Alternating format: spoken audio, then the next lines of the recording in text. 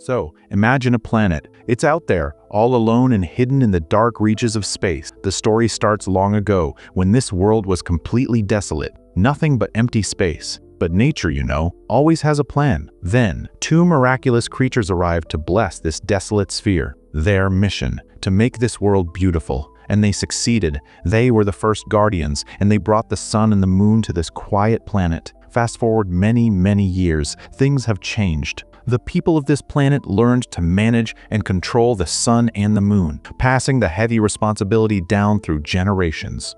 Now, it was time for a new ceremony. Everyone expected that the new Sun Guardian would be a strong, handsome figure named Sohone. And the Moon Guardian? Well, everyone had an expected guardian in mind for that role too. In the midst of all this anticipation, we meet a remarkable girl made entirely of wax. Her father is wax as well. This girl is bright, and she just loves to gaze at the sky. She begs her father, "Please, Dad, I have to go to the ceremony today. They're choosing the new guardians." But her father shakes his head, worried. He reminds her, "It's too dangerous, sweetie. When the temperature drops at night, we freeze and can't move. And if we stay out too late in the intense noon sun, we'll melt." He was right. The wax people were incredibly vulnerable. They'd wake up only with the dim morning sun, start their day, and freeze stiff again when night fell. Meanwhile, on the other side of the planet, we meet Mune, a small, mischievous creature. He's also pestering his dad, insisting on going to the ceremony. His dad says no,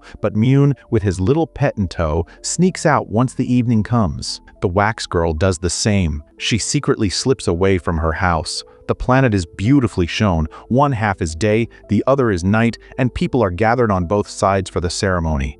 The old guardians arrive, ready to pass on the immense power. The ritual begins. The Sun Guardian is chosen first, and just as everyone predicted, it's the valiant Sohone. But then, the Moon Guardian's turn. The old guardian bypasses the expected choice and selects Moon. Chaos. The expected guardian is furious. This little kid, how can he possibly handle this duty? Sohone and the expected guardian openly mock the boy, insisting Mune is unworthy and that the role should be his. But the old guardian stands firm, confident in his strange choice. There had to be a reason. Right, Sohone and Mune are given their respective temples, but their introduction to duty is being watched by a black, shadowy creature who is spying on them. This creature reports back to his master, a huge, terrifying dark fire demon. And this demon has one goal, to steal the sun. The demon has two magical white snakes, and he sends them up towards the expected guardian. This guy is already aggressive, and the snakes easily slip into his mind, manipulating him.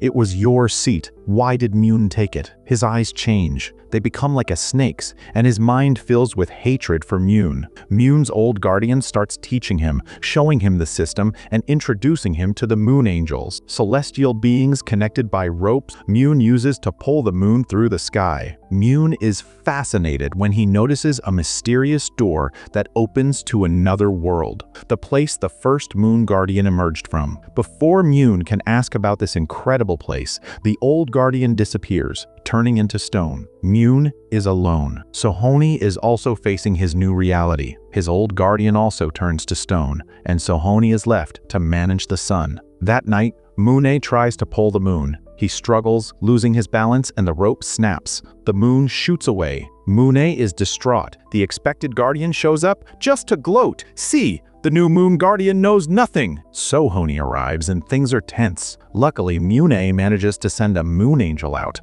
The rope is reattached and Mune pulls the moon back into place. Everything seems fine, but a critical mistake has been made. Sohone, consumed by the quarrel, left his sun temple unguarded. This was the dark fire demon's chance. It sends its creepy minions to the sun temple, and they successfully steal the sun. The temple's great statue even bows in despair as the sun is carried straight to the demon's lair. The demon blows on the stolen sun, and the great light is extinguished. The whole planet is plunged into complete darkness. Sohone is furious. He rushes back to Mune, blaming him. If I hadn't come to your temple, my son wouldn't have been stolen. In a rash move, he gives the moon to the expected guardian, declaring him the new caretaker, and storms off to find the sun, taking the wax girl with him. Mune is left depressed and embarrassed. He goes home, but his family shuns him, a painful reminder that they told him not to go to the ceremony. Heartbroken, Mune leaves. Sohone and the wax girl soon run into him. "What are you doing here?" they ask, surprised.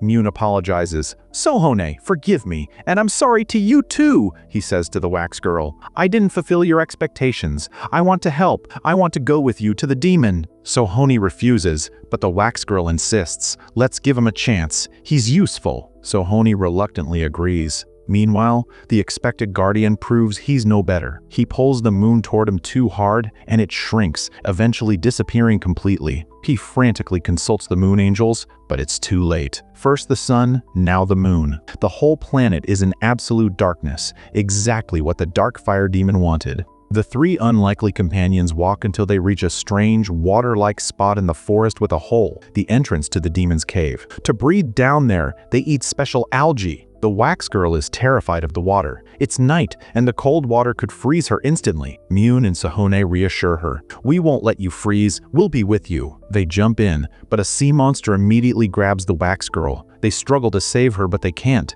Just as they despair, a second creature arrives, emitting a sharp, bright light. "Stop! I'm not a monster. I'm the old moon guardian." He rescues them and promises to help. As a group of 4, the Moon Guardian explains that the demon was once the Sun's guardian, but was cursed by dark magic. Now, he's consumed by revenge and has grown incredibly powerful, even living in this dark hell. As they near the demon's door, Mune is distracted. His moon temple is nearby. He rushes over, and with the wax girl and his pet, he sits in the temple and takes control. The temple listens. It's his again. Inside, they find the expected guardian, who is sad and guilty about losing the moon. Mune then shows them the mysterious door the old guardian had pointed out. "I'm going in," he says. "I'll bring the moon back." The wax girl jumps in with him. They are immediately attacked by monsters. But Mune shouts, "Stop! This is just our imagination. The real world is where we live." He focuses, and with a wave of his hand, he masters his own fantasy,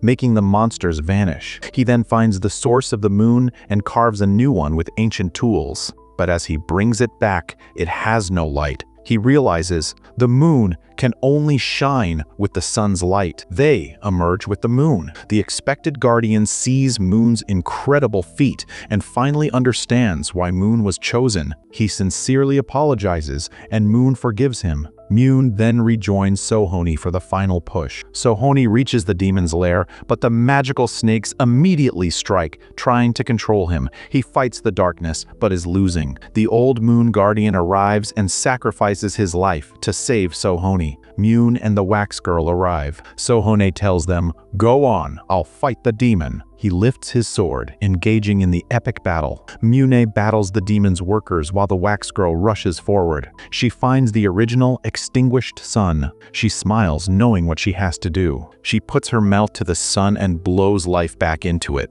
The fire and light roar back to life. But remember the rule: wax melts in the fire. The wax girl melts and falls to the ground. Mune rushes to her side, devastated. But the girl whispers, "It doesn't matter if I die or live. Go and save the sun and moon. It will make a huge difference." The demon's workers try to crush them, but Sohone, energized by the returning sun, grabs their feet and throws them away. The sun is free, the moon is shining, and with the combined light, Mune and Sohone are infused with power. Mune focuses all his strength and leaps straight into the fire demon. He finds the hidden magical snakes and destroys them. Instantly, the demon's curse is broken, and he reverts back to the original Sun Guardian. Moments later, he too turns into stone, joining the Ancient Ones. Sohone and Mune return to the planet and set the sun and the moon back in their rightful places. Mune is heartbroken over the wax girl. He uses the wax remains to sculpt a new girl just like her, and he places a sliver of the moon in her hand.